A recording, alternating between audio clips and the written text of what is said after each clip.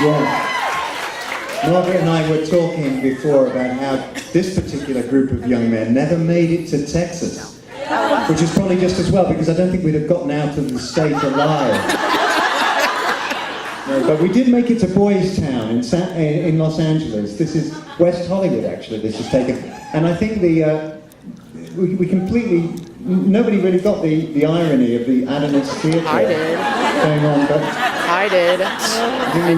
we were all made very generous. Several of us had very generous offers made to us.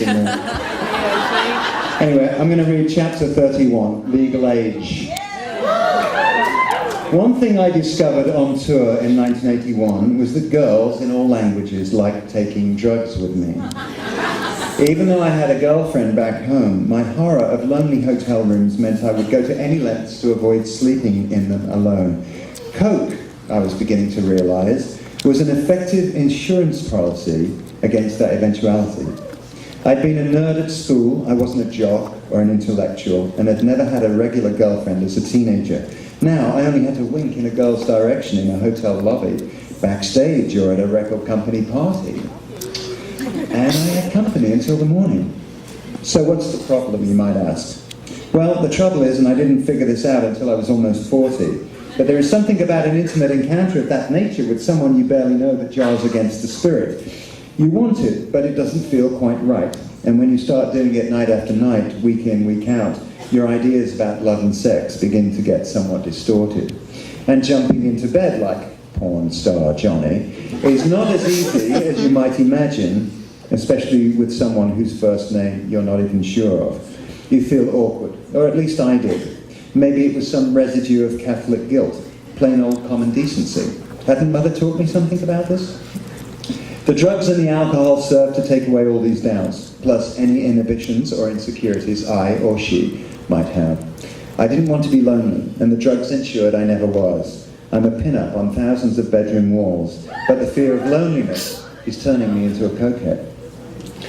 Of absolute necessity for any touring musician is the itinerary. It usually comes as a gift from the tour manager on the last day of rehearsal. Depending on the length of the tour about to be undertaken, it could cover any length of time between 1 week and 2 months.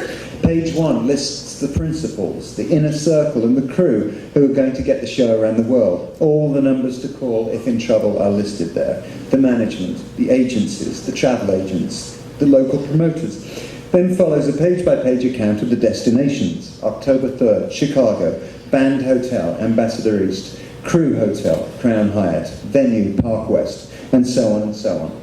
I had not noticed right away that in the left-hand corner of each page of the US itinerary, there was a number, usually 18, 21, or 20.